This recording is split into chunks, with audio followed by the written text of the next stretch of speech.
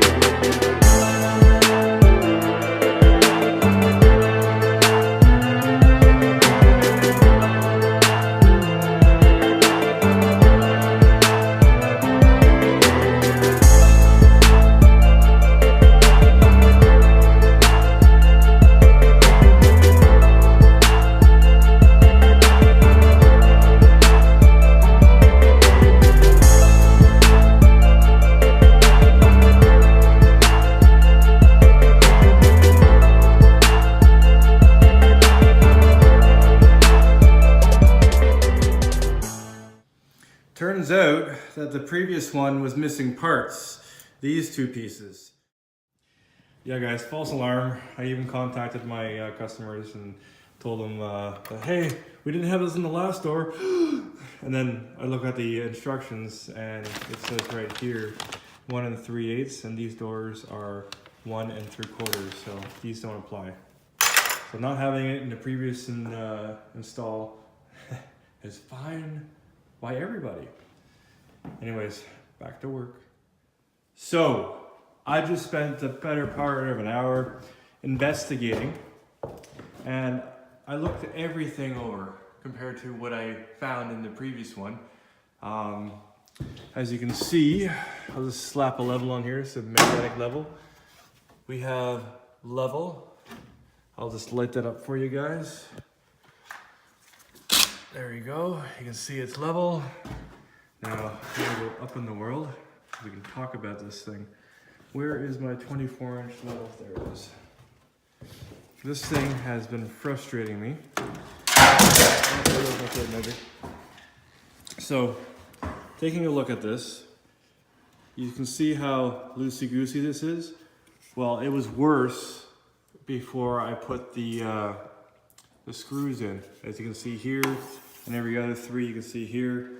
I put the screws in so that the wood over here would become part of the metal stud, which has improved it dramatically. I actually thought this stud was had spikes in it that would hold on to the wood. No. Which did end up paying off because I had to take off this one and cut it.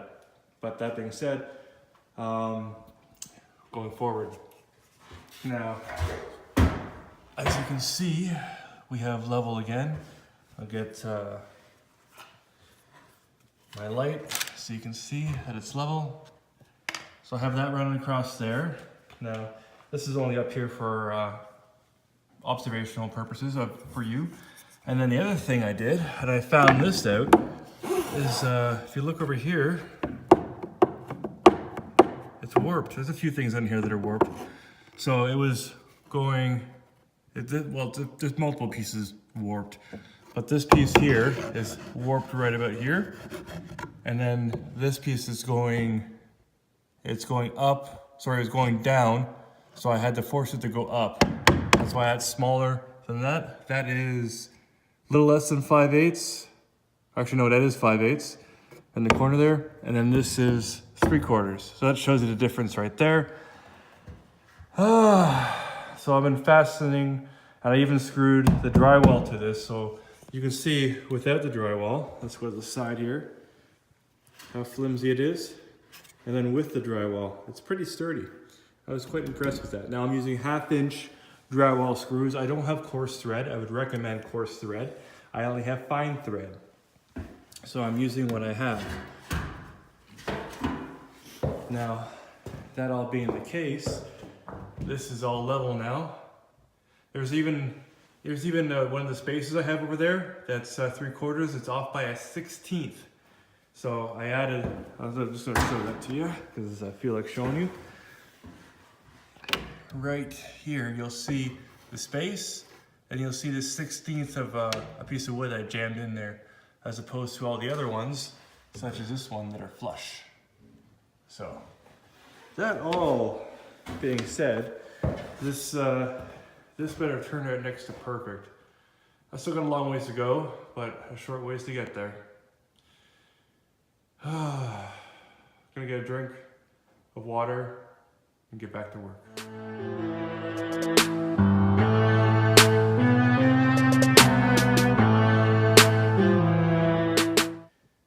You may wonder why I did that. Well, if you look up here, we're flush. And that is everything. So, let's get back to work. I love pocket doors, but you do need to take the extra effort to make them beautiful.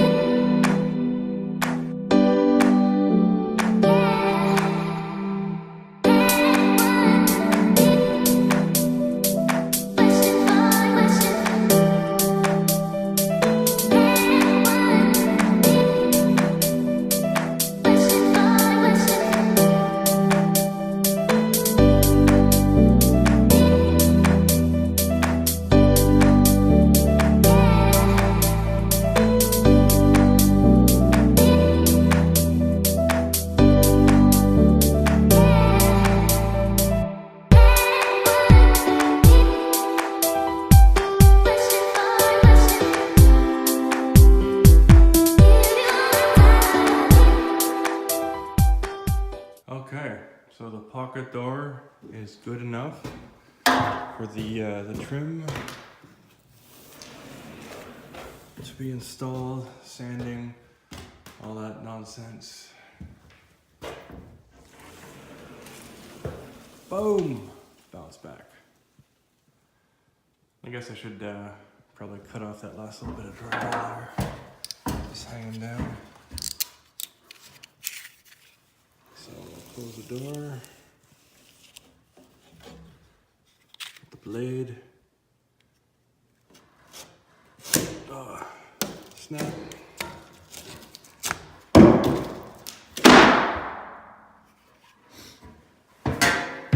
And so I think it is time to call it a night. We killed it. Boom.